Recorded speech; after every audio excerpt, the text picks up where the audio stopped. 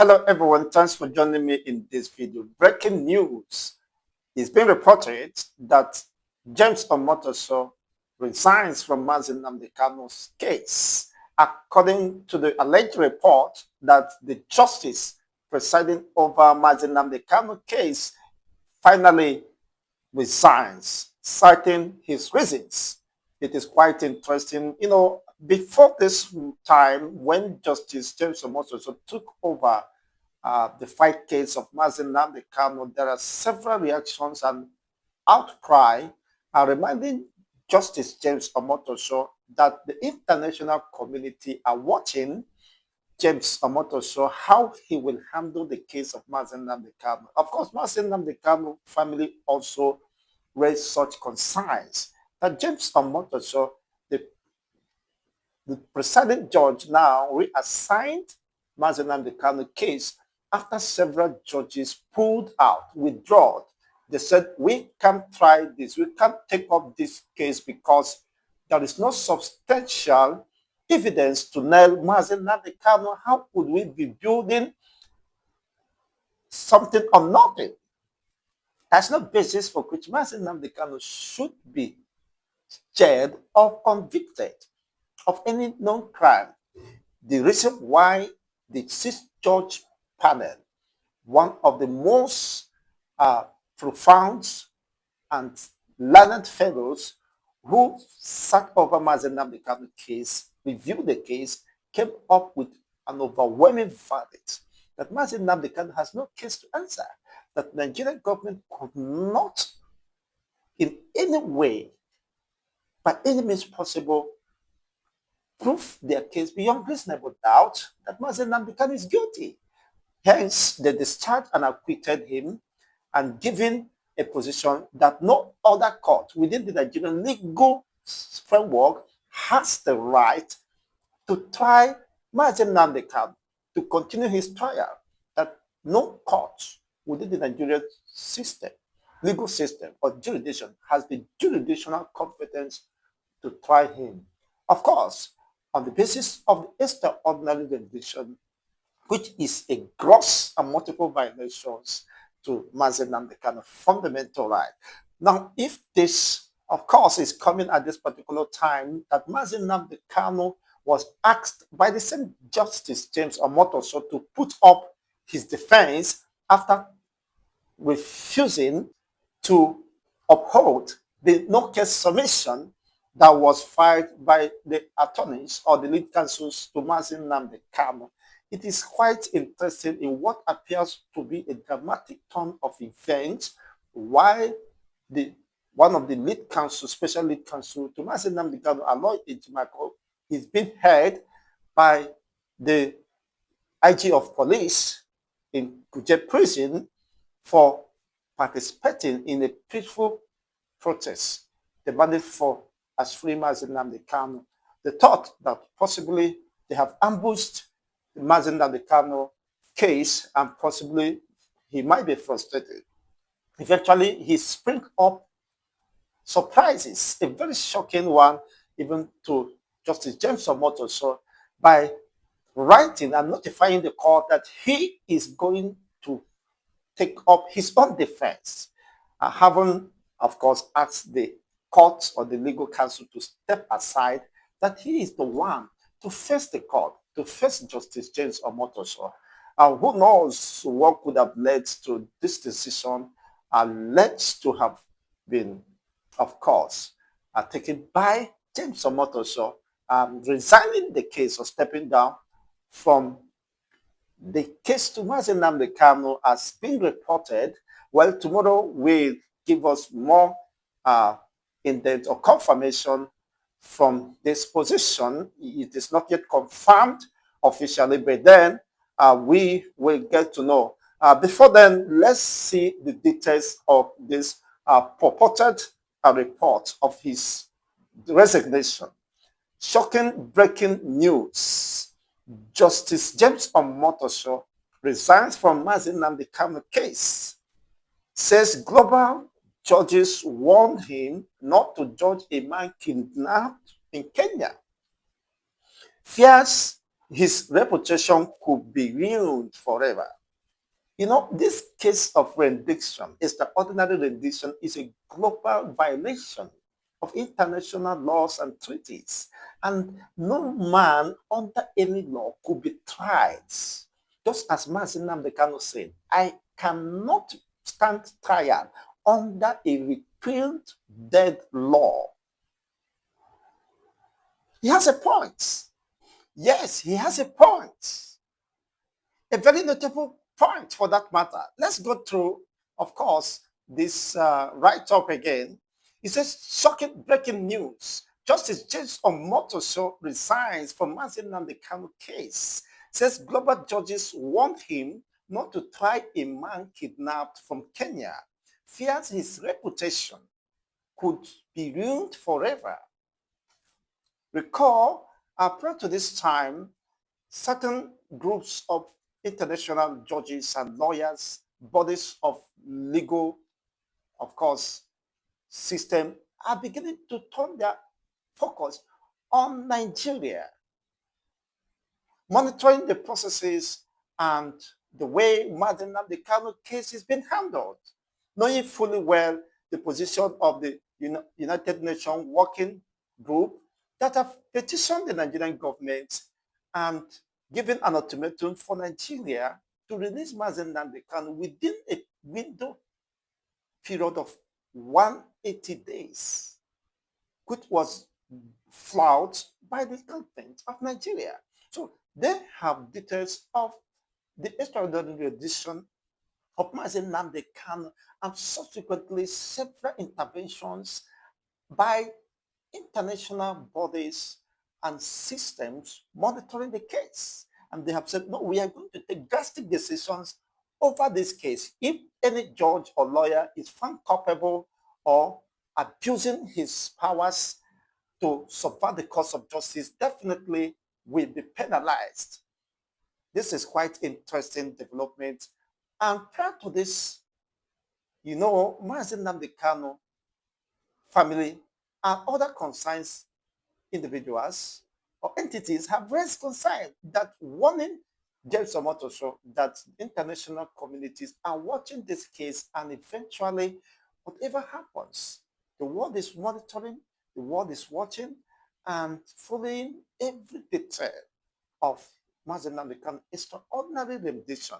It is an interesting case as a matter of fact, and nobody can deny this. Now, in his statements, has been reported, James Omotosho said, I have received several letters and warning from judges around the world advising me not to judge a man who was illegally rendition, kidnapped from Kenya. This case carries international implications, and one mistake could permanently stain my reputation and the image of this court. Now, what we are going to establish is first, was Mazin Nnamdi Kanu kidnapped, forcefully renditioned down to Nigeria in Kenya? Could even the Kenyan government deny knowledge of that? There was no any extradition, of course, knowledge or process that was initiated by the Nigerian government before the alleged forceful rendition of Mazin Nnamdi Kanu.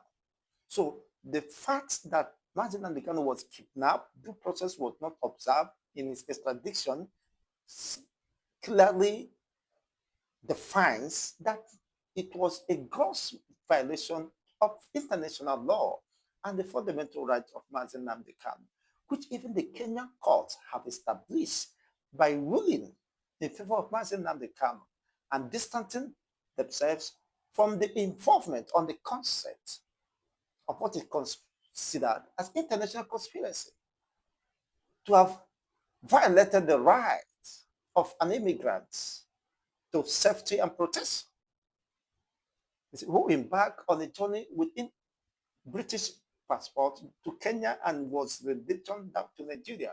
So it's an international crime punishable under the law, which of course do not longer give Nigeria the right to try Nnamdi Kanu in any court within the Nigerian system because of this gross violation. Nigeria can no longer benefit from the illegality involved in this matter of Nnamdi Kanu. So it is a very well established truth, undeniable, and cannot be covered up.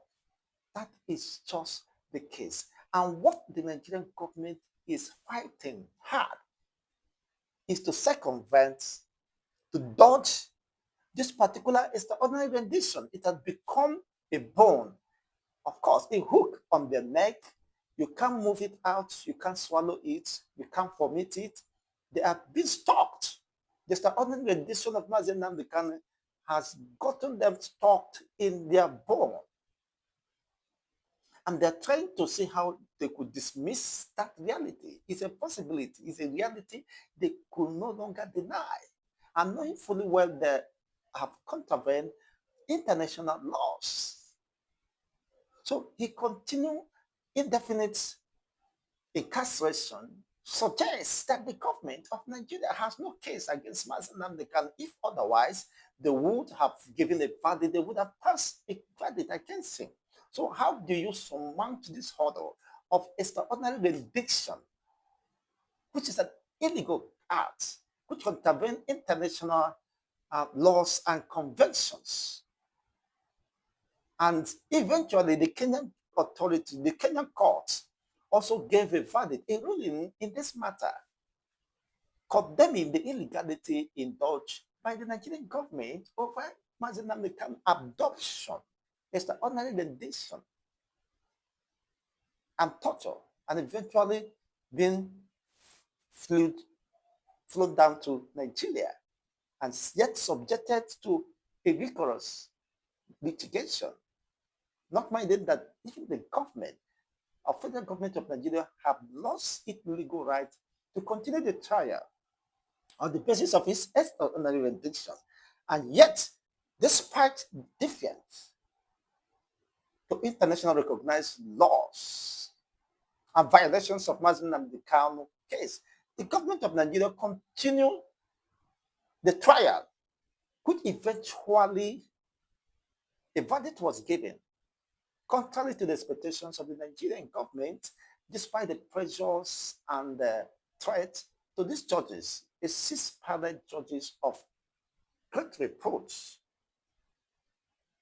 It well read, they gave a review of the case and make a very substantive verdict that Nnamdi Kanu has not committed any crime known within the Nigerian legal system or internationally, that he is not guilty of all the charges bordering on terrorism, on terrorism, treason, and the rest of them, which the Nigerian Legal Prosecuting Council could not argue the case. Hence, he was discharged and acquitted, and the court gave an overwhelming verdict that no court has the jurisdiction to continue the trial of Nnamdi Kanu. The rulings are there before the public domain. Now, let's continue. As Judge Omotosho allegedly fears that, of course, it is before the public domain that the case of Nnamdi Kanu carries international implications. The world is no longer turning their back on this case. They are keenly monitoring and observing the engagements of James Omotosho and how he's handling the case. Some international judges and attorneys have given their position that you can't continue this trial because you cannot win. Like India, Kenya, and the other world-renowned attorney generals, that this case, you can't make any meaning out of it because it is clear and very pure that Nnamdi Kanu was, it's an ordinary rendition, was abducted or kidnapped forcefully against his rights, his human and fundamental privileges and rights was constantly violated. Multiple violations of his fundamental right. So, on no circumstances should his case be tried in the first instance within the Nigerian legal system. Now, we understood that it has international implications, and one mistake could permanently strain the reputation and of James Omotosho and the image of the courts. Of course, sometimes some lawyers doesn't care about their reputations or whatever happens, provided they are paid off and the rest of it.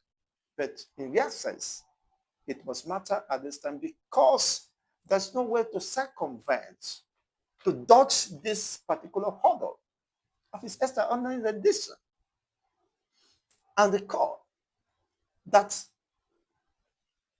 Mazin Nnamdi Kanu legal counsel filed a no-case submission after the prosecuting counsel closed their defense. And Mazin Nnamdi Kanu legal counsel filed a no-case submission which was turned down by just James Omotosho and ordered, instructed Mazin Nnamdi Kanu to put up his defense. Even when it is very clear there is nothing to try in the first instance on the basis of his extraordinary rendition. Are you getting it clear? Now, you ask Mazin Nnamdi Kanu to put up his defense, which eventually have written to the court that he is going to defend himself, having asked his legal counsels to step aside on this subject matter and have notified the government, the court, that he is going to defend himself in the court of law.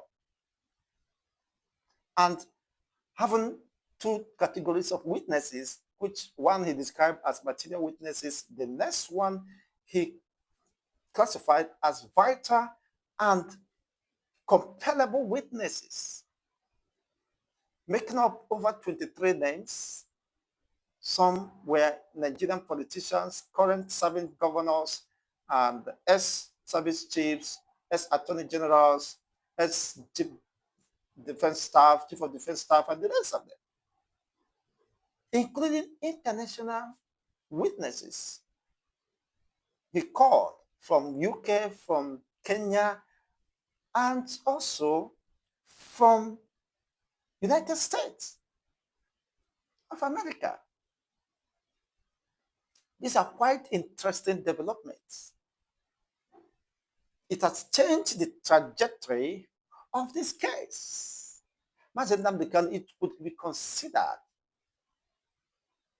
as a legal ambush. They may not have expected this coming. Possibly, they thought by the arrest of one of his special lead counsel, Law Ejimako, Mazin Nnamdi Kanu might be eventually destabilized, and that might be a disadvantage for them putting up the defense and the rest of them. But not knowing that, of course, Mazin Nnamdi Kanu have outsmarted even the prosecution counsels, James, the presiding judge, and every other person. It came as a very big shock for them seeing Mazin Nnamdi Kanu putting up his defense, arguing his case before the court of law. Just on Friday, of course, the court was adjourned to 27th of October because of the inability of Mazin Nnamdi Kanu to have access to his court files, to study the court case, and eventually know how to put up his defense. And James Omotosho granted that. Now, having this report yet to be confirmed, of course, by officially, possibly by tomorrow, we'll get to know this information is yet to be confirmed. Whatever be the case, there are elements of truth in this case or report. Whether Mazin Nnamdi Kanu is a sudden rendition or not, the truth is yes, undeniable. Does it have international implications? It does. So there are elements of truth to this. And any lawyer who has the intention of building his reputation globally and the rest of them must be scary, must be aware of all these intricacies, not to dabble into a case he knew already he can't win because it is contradictory. It is contravening the laws, extant laws, international laws, conventions, bordering on extraordinary rendition, fundamental human rights, and privileges. So there is no way you can go over it. There is no way you can circumvent it or try to dodge it. That is the truth. Now, he further added that the controversy surrounding Mazen Nnamdi Kanu's extraordinary rendition has made the case too politically toxic. Did you get that? But let me come again. He said that the controversy surrounding Mazen Nnamdi Kanu kidnap, abduction from Kenya has made the case too politically toxic. You know what that means? There is no way Nigerian government or the prosecuting counsel can win this case. Because if they have their way, if not for this extraordinary rendition, a hurdle they can't surmount, they can't go over, they can't deny the reality of its existence. Because it does happen. Even the Kenyan ruling recently has validated his extraordinary rendition case that could be used against the same Nigerian government and the prosecuting counsel. Kenyan court ruled that his extraordinary condition, abduction, torture, and kidnap was a gross violation to Mazen Nnamdi Kanu rights and privileges. And as such, Nigeria is guilty in backing on such with the conspiracy of the Kenyan counterparts and the rest of them, which eventually even Kenyan government Kenyan courts have to award Mazen Nnamdi Kanu certain fines, as compensations for violating his rights and privileges.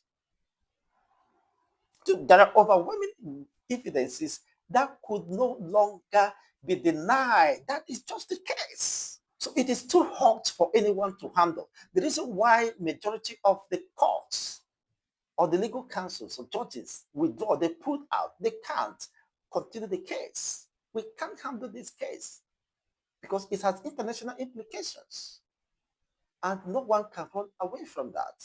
So the controversy surrounding his extraordinary renditions has made the case too politically toxic to handle fairly within the Nigerian judicial system.